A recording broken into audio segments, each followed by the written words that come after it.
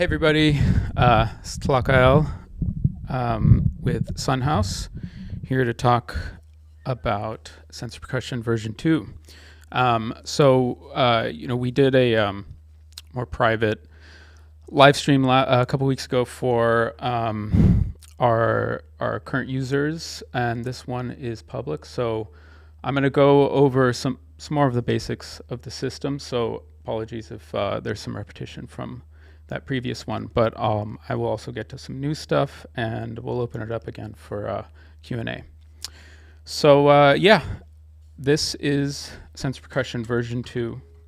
New sensors, new interface portal right here with Evans. Super excited about that, and completely new, really powerful software, and that's what mostly I'll be going over today. So let's just get right over to the software. So with version 2, we really wanted to rethink the whole thing based on all of feedback from our first users and all the things that we really wanted to see happen with it. You know, just become a much more expansive compositional tool, allow you to really have a lot more power in how you arrange and orchestrate and control things, and make it really much more about musical composition in the end. And so, you know, we had this opportunity to start over with the software, and so we really redesigned it in some pretty fundamental ways. So, you know, when you first open the software, you'll see this kind of guided setup that will help you step through getting everything plugged in and turned on. And once you do this and you step through some training, some basic zones, and you get through all of the drums you want to set up, you will get right to here, which allows you to just start playing this demo set immediately. And so we wanted to try to make it as quick to getting set up and getting to play as possible.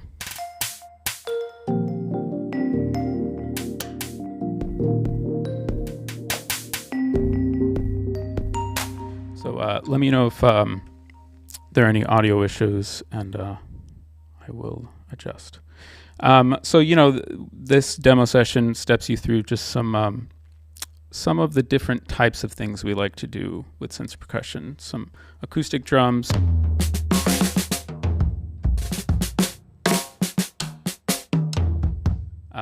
electronic drums,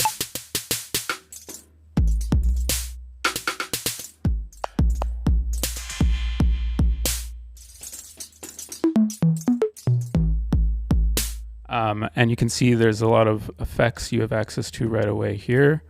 We turn the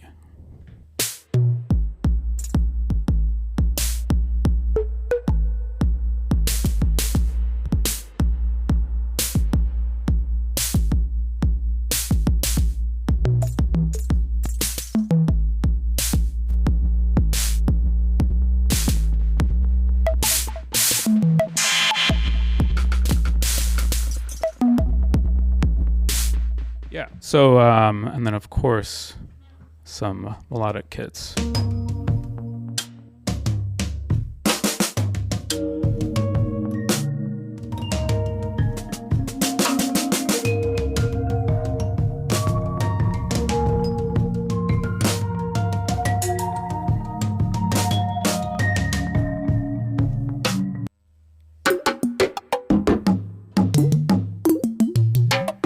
So you'll recognize some of these kits from V1, the V1 library, but we have a lot of new stuff as well. And we're going to be working on adding more kits and packs as we move along.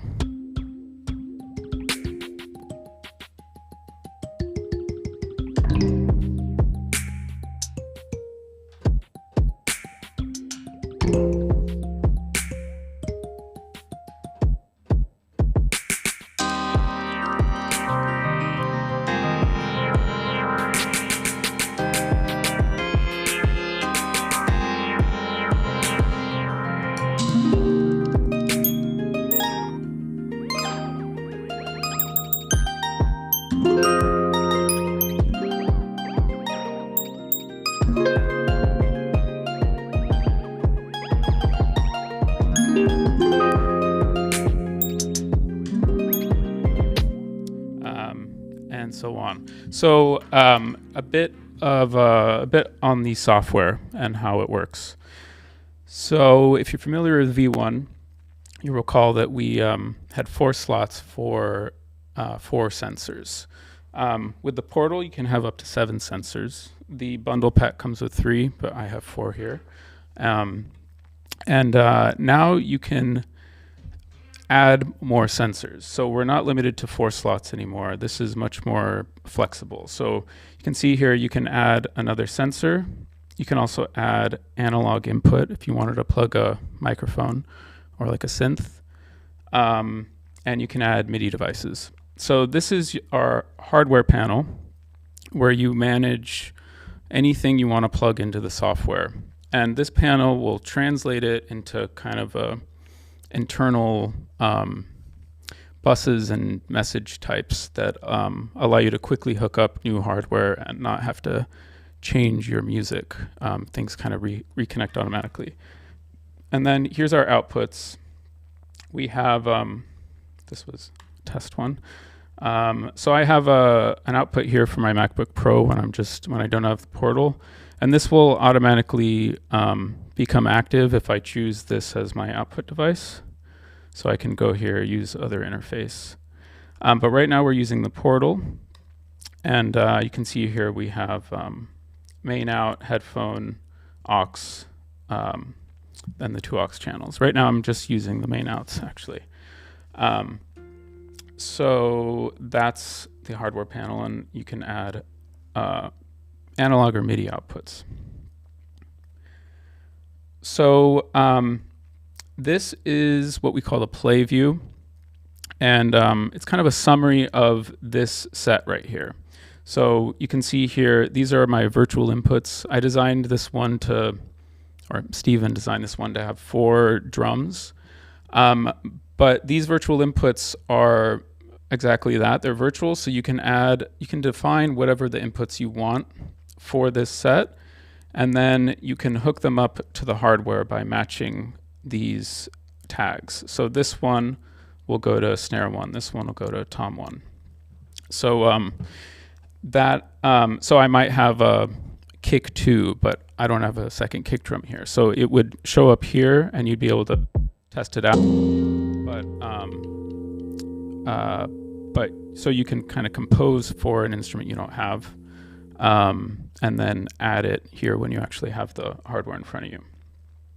And then over here are all the what we call layers. They're orchestrational layers, so all the kind of different sound types in this set. These might be different drums if you're just controlling drum sounds, but in this case we have tones, chords, electro, tom, rim, snare, kick, and then some audio sends effects. And then down here are the macros, and this allows you to publish control to this view so that it's quickly accessible. So these I'll show you how this works a little later when we get into assignments, but these might be controlling a lot of different parameters. One macro can be connected to multiple things. I'll show you how that works. And then you can pop this open and type some notes. Maybe it's notes on the song, or in our case, they're kind of descriptions of how each of these work. And then up here is the set navigator. So this will go from set to set. And then over here is our library. So here's all of the preset sounds. You can click in and drag things in. This is where you'll save your own sessions. And then I'll get into what all of these are in a sec. And then bookmarks. So that's the general layout. And then up here are the different views into this set. So we can see a mix view here, which allows us to get more of a kind of a mixing board look, to dial in levels a little more easily.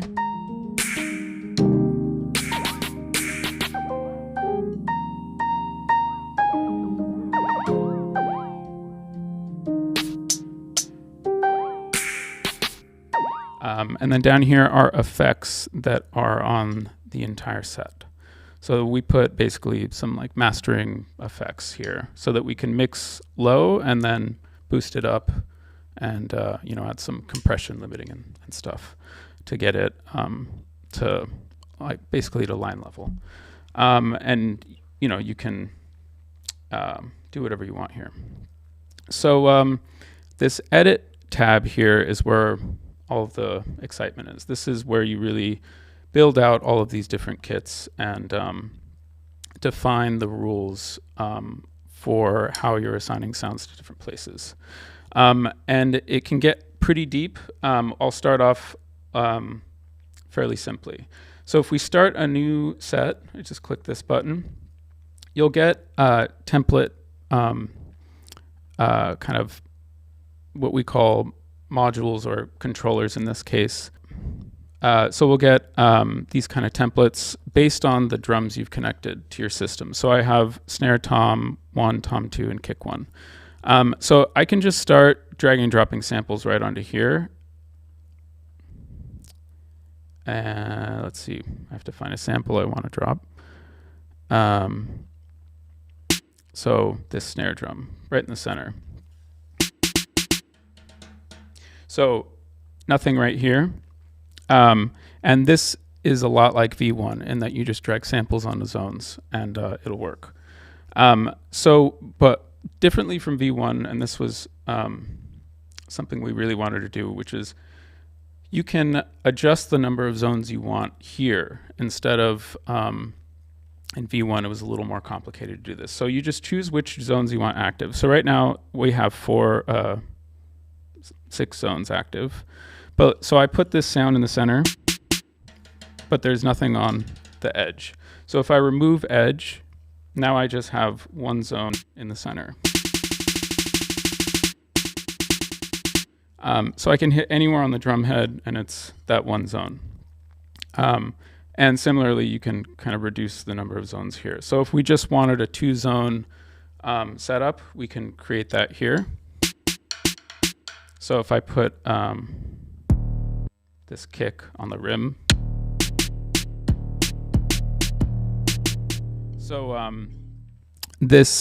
now this drum has 2 zones and it's just got those 2 samples. I don't really like what I did there. I'm going to put this hi-hat instead. I'm going to go to this, delete it. So this is a 2-zone drum pad mapping. And there's a lot more you can do by just simply adding another one. So this system is really different in that this page here is infinitely expansive. So we can add another snare pads, and this one can be 6 zones or however many zones we want. And so this can have its own rules differently from this one, and they will just work. And you'll see them. Now we have these 2 different ones here that have kind of different mappings. And then let's say we wanted to organize those. You can group these, and now we've grouped them into snares. So what we built here is this modular structure for modules that can contain other modules, and you can organize things and really build pretty complex structures pretty quickly. And you can really do a lot with that. So so we'll get a little bit deeper into building some stuff, but that's the basic layout of the software. Right here we have those macros, and here are the virtual inputs if you wanted to test something, if you didn't have a drum in front of you, for instance. So oh, right, Patrick Design Cataratas, apologies. Thank you, Stephen. Just taking a look at some comments. All right. So what I spent a lot more time last time on controllers and the various, especially the sequencer. Long story short, each of these has different rules associated with it. So we can get a sequencer, put a bunch of samples in it, And let me remove this one.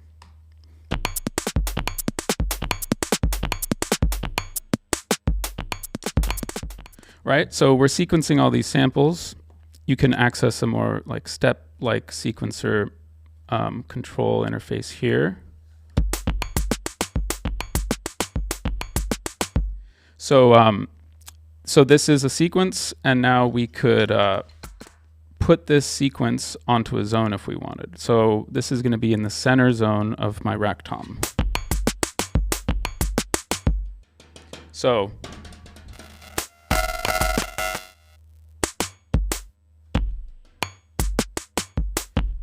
and you can keep, so maybe we don't want it in the tom, but we want to actually create another sequence and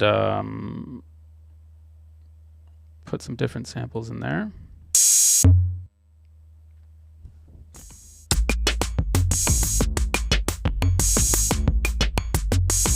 So these are operating at the same time.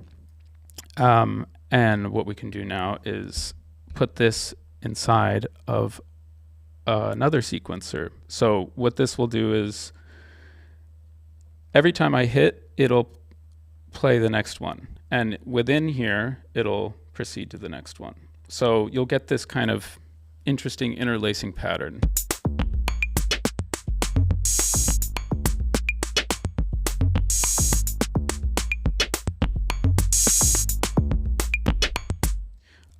So that sounds pretty cool, actually. And then with this sequencer, it has a lot of different control options. So we can reverse, random, or manual control it. So if we manually control it, we can, right now we're hearing this one.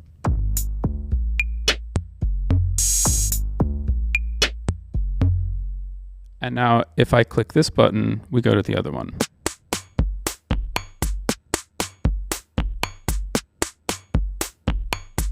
All right, so what we're going to do now is get a little bit deeper into assignments, and this is where I wanted to get. So like V1, pretty much everything in this app is assignable, meaning you can control it with something. That could be how you hit a drum, how fast you hit a drum, how hard or where, based on timbre. It could be a MIDI pad. It could be a MIDI knob, or it could be an LFO, like a envelope or whatever. So what we want to do right now is we're going to make it so that. So right now this is actually being triggered by everything,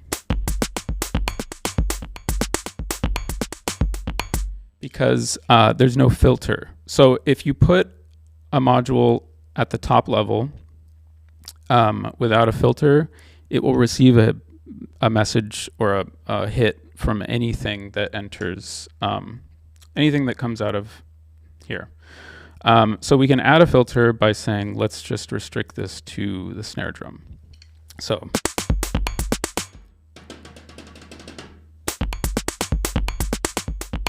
all right, so now what we're going to do is I'm going to make it so that this floor tom goes to the next hit. So I'm going to right click on this next button, new assignment. So this quick create will create an assignment using the input that's already coming in here. So in this case, it would be based on snare 1. But I don't want to use snare. I want to go to the hardware and select tom 2, which is this one. So if I do that, it'll automatically be set to velocity mode. That's the default. And this, since we assigned it to a trigger button, this will be set to a kind of trigger control. So if I hit above 25% velocity, it will hit that button for me. So you can see here I'm hitting really quietly, and then if I hit harder, it goes next. All right, so now we have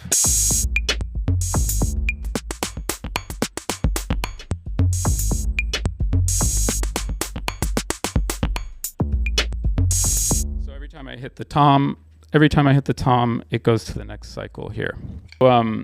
But let's say we just want the rim to be the one that goes next, because I want to put some sounds here. So let's actually put some sounds there first so that it means something.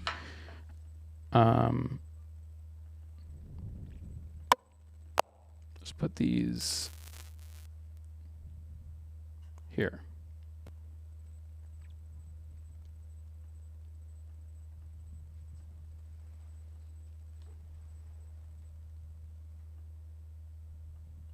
Okay, so, oh, whoops. I meant to put that on tom too.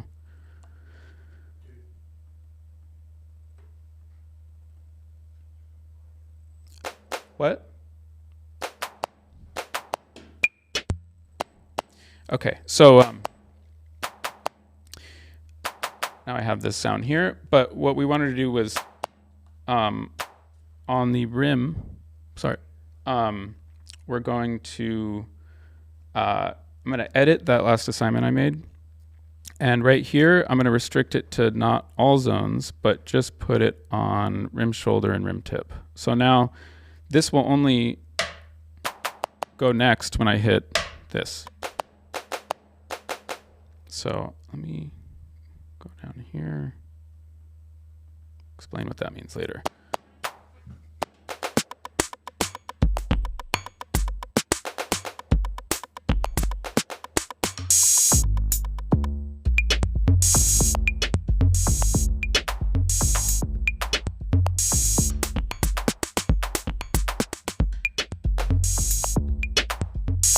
Cool. So you can kind of get the idea. Just with sequencer alone and some samples, you can like quickly create these rules and some really interesting kind of structures that do some cool stuff. So let's move on to some other assignment types. So that's just triggering a button. You know what? I'm gonna just boost this so that it's a little more mastered sounding.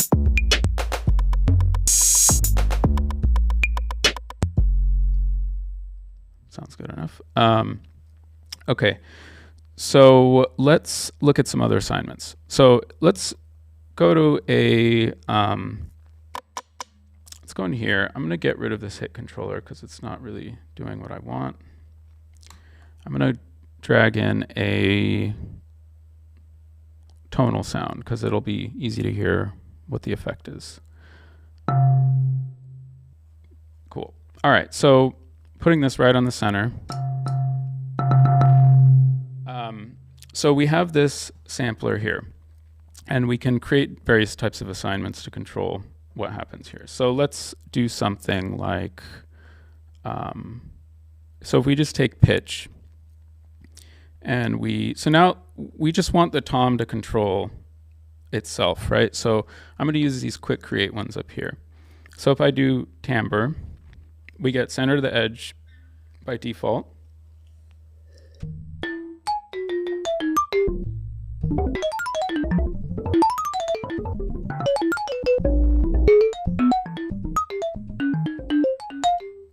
So can change the range here, the slider, or by typing it in.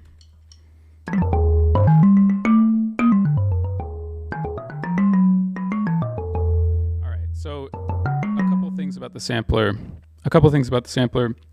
This is going to auto quantize to half steps. So if we turn it off, you'll hear it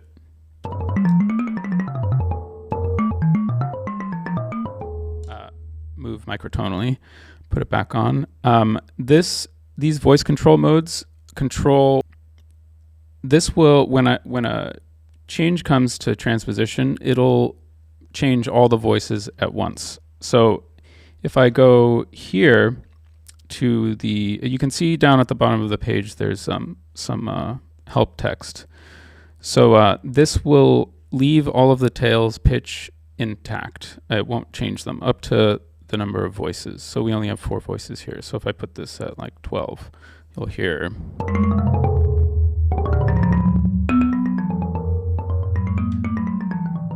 So it's like holding the sustain pedal down. And this one is interesting. It just keeps the last, it just changes the pitch of the last one. And this, you only really hear it if you control it with a separate input. So, but you can do some interesting things with that. And so these voice control modes, they affect glide, voice pan, transpose, and tune. So you can do some really cool things with, let's see, if I put voice pan on a LFO, and then we put it on this mode, you can get some really interesting effects.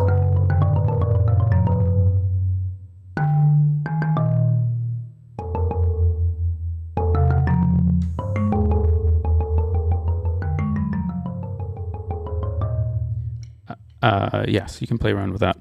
All right, so that's some basic assignment stuff. I'll take a look. Let's take a look at the different types of inputs. So we're using the default input, which means whatever is coming into this module.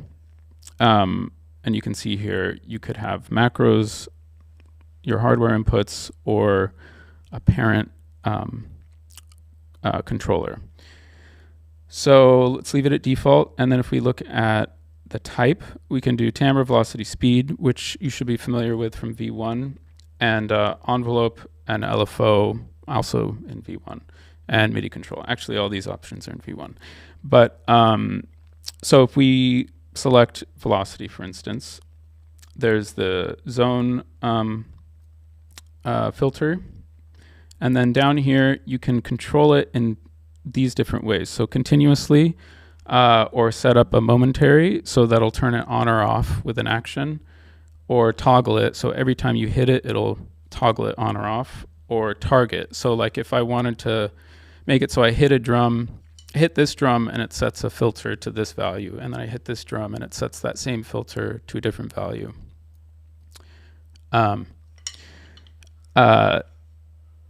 So that's how that works. And then down here, you can quickly invert, and this is to test whatever it is you're gonna control. So that's, you can see here in LFO, there's a lot of options for different shape types and offset, jitter, lots of things.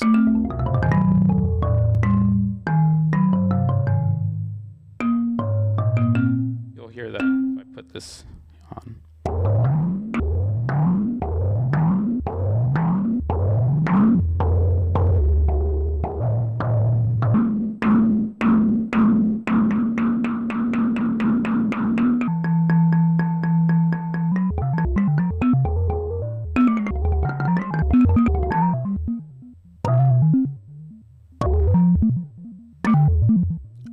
Sorry, I'm just zoning out a little bit.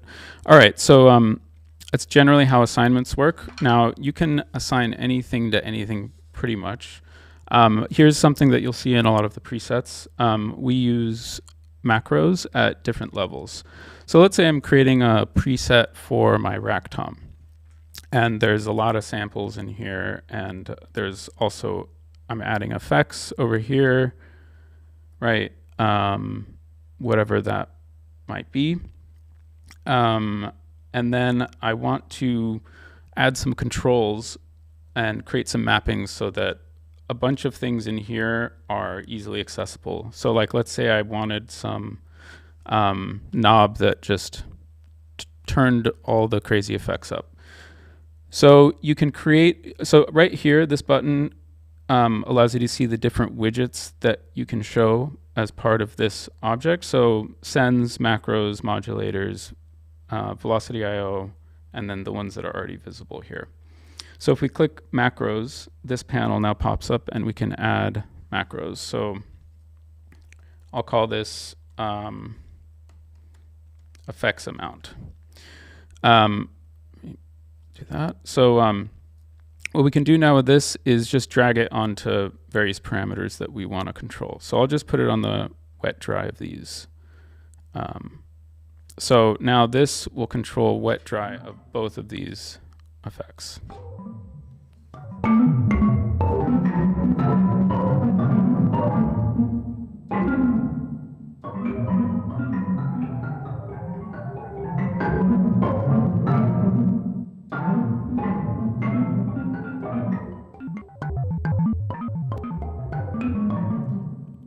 Okay, so it's simple enough, right? And now this could also be controlling something else, like let's say the decay time. So we're going to make that audible by setting it up this way.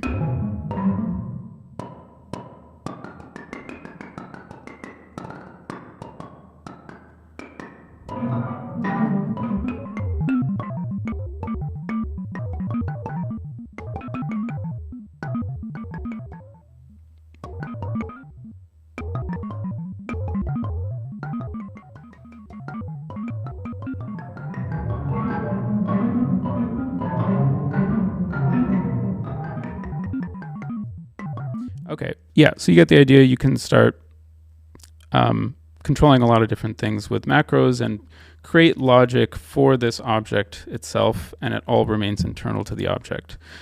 Now, let's say I saved this, so I'm going to save this as my stuff. Can spell it right, maybe. So I saved it, and now it's here in my sessions. Word right there. And then, so I believe it's here, and it's this Tom Pads one. And we can give it a better name, like effects tones. So if I save that, you'll see that right here now, effects tones. And now I can drag this and reuse it anywhere I want by just dragging it in. So you can kind of create your own library of objects and things that you like to reuse. But so let's say I drag this in and I want to be able to control this from here at the top level. Well, first of all, if you select this, you'll see one level down macros. So there it is right there. But if you click out, these are the top level macros. And so we can add one right here. I actually already added one from before, but you can create a knob slider, toggle, or trigger button. So let's just create this knob, and now we drag it right onto, okay. Drag and drop on those is not hooked up yet, but you can right click here and create a new assignment, macros, and new set macro one. So that's this one. So we'll get that fixed. But I'll call this my effects. And now if we dragged in, let's say we get something from the library. So analog trap, we bring in the trap snare. And here's some macros that are already built into this preset snare. We can also drag this to control, let's say we want to control the reverb of that. Oh, right. So macros, my effects one. So now this is controlling two knobs, and I control those two knobs with one knob.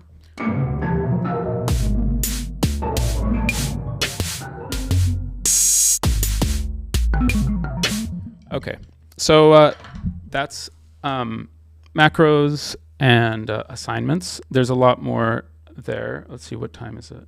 38. So we have 20 minutes. Demonstrate assigning. So I'm going to look at this question.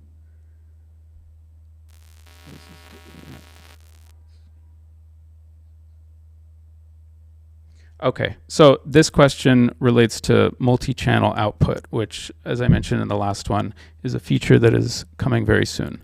So thanks for your patience on that. When we add what we call submixes, you'll be able to map any combination of these top-level objects to different channels, including the 8 outs. So it's the next feature that we're going to release. Can I assign the macro knob to external physical controller? Yes. So to be controlled by a MIDI device, yes. You would just go, so you add your MIDI device, whatever it's called. You plug it in, choose the input, and then, so now it's set up as a hardware. And we're adding some features to make this a little quicker. But if you have a macro here, right-click, new assignment, hardware, and you want to choose, oh, sorry, I need to set this up a little bit more. So so you can assign it all kind of virtually before you have your hardware with you. Explain that a little bit more some other time. So new assignment, did I already create one? No, okay, so I want to choose MIDI 1 as my hardware input. And then the type, let's see, the type is going to be MIDI control, CC, and you choose the knob here. We added a learn button that's coming in the next update. Makes it a little quicker to get the right knob connected, but this works by selecting the number currently, but that update will be out very soon. And you can see here you can have wheel, aftertouch, sysx, etc. So that's how you would get CC in to control a knob or to control anything. And then output is slightly different, where you would be adding in a object here called MIDI CCs generator. And then if I move this, I'm now sending MIDI out. And it's very similar to V1. So you can add assignments to this from your drums or whatever, and that will output CC messages. Okay. So that's how that works. Any other questions to look at? Yeah, so we can kind of slowly move to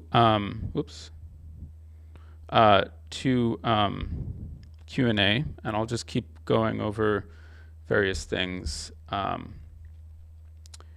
So we got a question. I don't know where it is.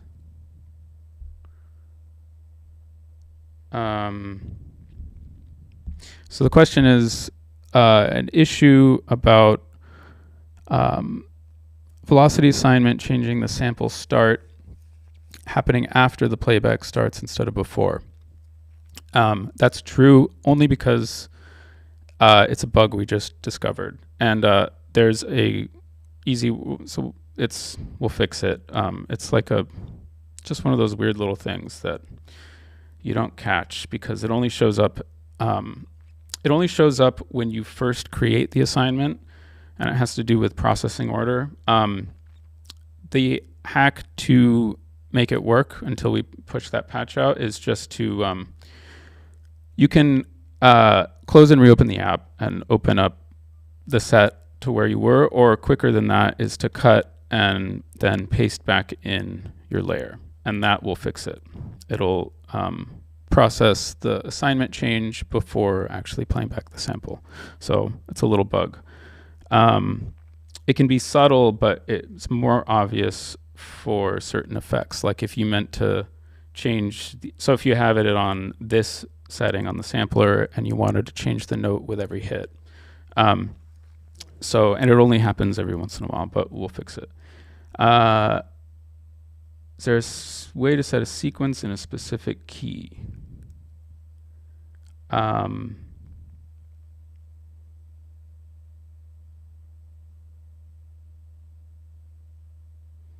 Sequence in a key. So we're going to add a lot more note control features. This controller here is going to have more options and allow you to do specific sequencing. Right now, the input controls to this lets you assign a scale to like velocity or timbre. So let me just get another. Sorry, let me remove some of this other stuff. I'm just going to copy this and create a new set. So copy and paste is just keyboard commands right now, so they all work.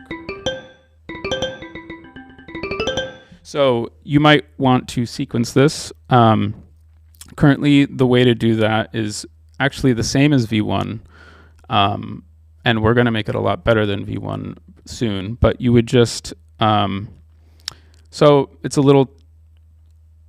as tedious as it was in V1 because what we will do is add sequencing modes to this, and that would make it very easy to sequence a melody, for instance. But right now you can just go here and change the pitch of the sample, and that will do it for you. So, this will sequence through.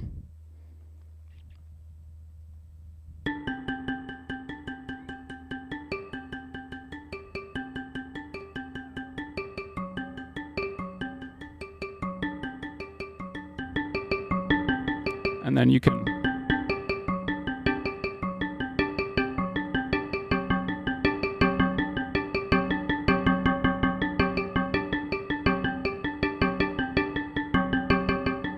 So one slightly, maybe you don't like dealing with the half steps. Here's another way to do something similar. So I can put this here, and then, so this is just one note. And then I can copy and paste this and choose a different note. And so on and so forth. And then you can fill out whichever note you want. Maybe I could choose an actual chord, but I kind of like that one anyway.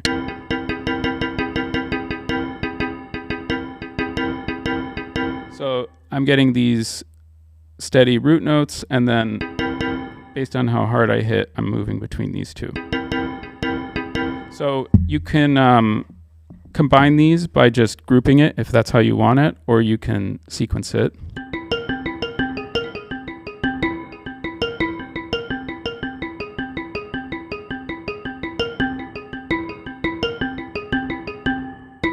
So that might be a little bit easier to do. Okay, so here's another question. How to manipulate existing parameters? Well, I kind of just answered this question. How to manipulate existing parameters to create melodies, chords, etc. How to make them from scratch. I think I just answered that. One little thing about the sampler. If you load in a sample that doesn't have any note value saved in its metadata, like, if you load a sample in like Apple Logic, there might be a note already associated with it, so the sampler knows what note it actually is. But we'll assume it's a C, middle C actually. But if it's a different note, you can go here to Info and tell us what note it actually is. And then that will allow us to pitch it to the correct thing. And there's actually an option here to write that value to the actual audio file, so that when you load that audio file again later, we know what note it is. And that'll make it so that you can load the sample, even if it's a D flat, in here, and it'll play the correct note still. Very useful. Yeah, so if there's more questions about, I think I answered the melody questions. What else can we look at? So let's just look at another controller. Let's take a look at hit controller. So hit controller is similar to sequencer in that you get different steps, and the input, well, hit controller, drum pad controller, and sequencer are all of the same type in that they are, internally we call them matrix controllers. So if we bring in these samples into the hit controller, this is velocity mapped. So in V1 you would add an assignment to the little number selector to do this, but here we have much more control. So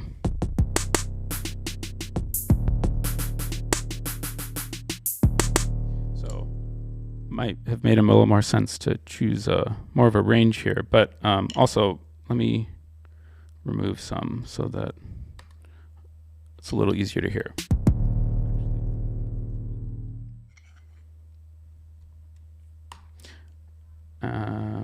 That's good. Okay,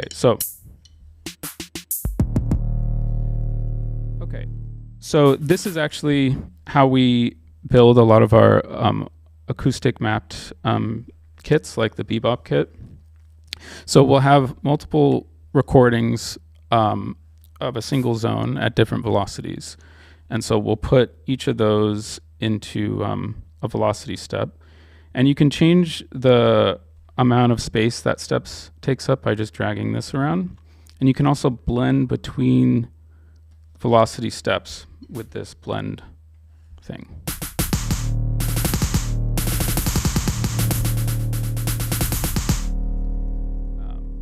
Which can be cool, maybe with some different samples.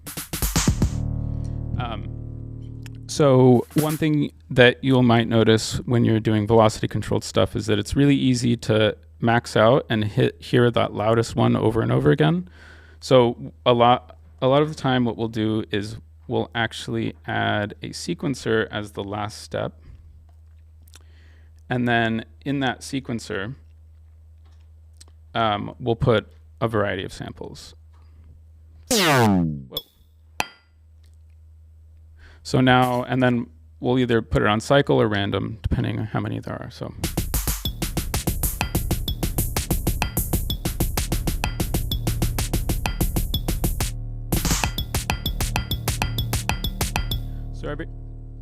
So when I hit at my fullest volume, I don't get the same sample and over again. It's cycling through these three. It can either be a way to make something sound more natural, or it can be used, obviously, in creative ways to create cool rhythms and stuff. So that's how a hit controller works. And you might have noticed that here we have hit controller, sequencer, and then samplers. You can stack modules or controllers to whatever depth you want. So we could have a sequencer inside of a sequencer, inside of a note controller, inside of et cetera, et cetera. So you can do really crazy things, like we can come here, take this whole kit, I'll group it. So this is go here, group this, and here.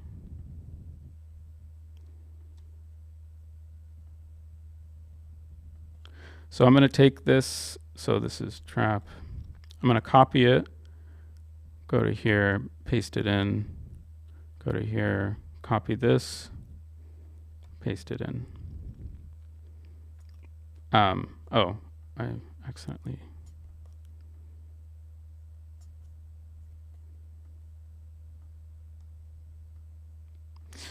So now we have these three. There's a lot of things inside of here to, some unknown depth. And now you can take these three things and put them inside of a sequencer, for instance, or whatever you want. So.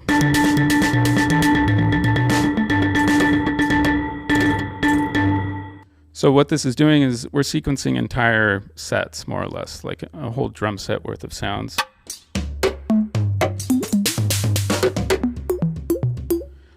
So if we put that on manual and then assign this to, let's say, kick, and we just want rim tip. Now I can switch drum sets with the rim tip of my kick drum.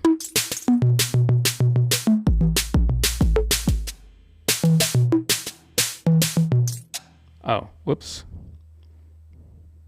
Did I not cook it up? We fixed this bug already too.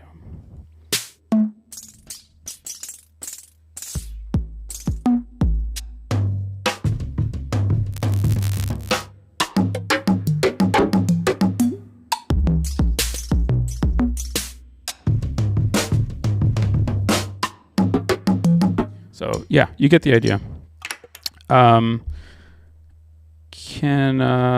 Is there any other? So here's a question.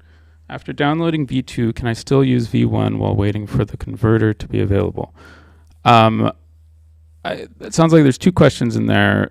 If you can get the software ahead of the hardware, which I think the answer is no, currently. But they're different apps, so they have no effect on each other. You can keep V1 installed and install V2, still use V1, have them open at the same time. It doesn't matter. They have separate file structures and they won't interact.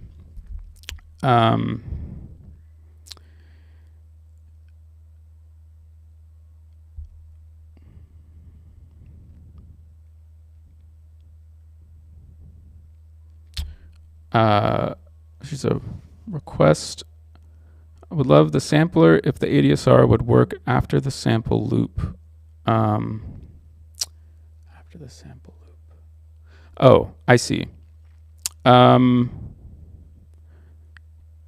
think so the ADSR is meant to shape the kind of the start of the note, and then so ADSR is meant to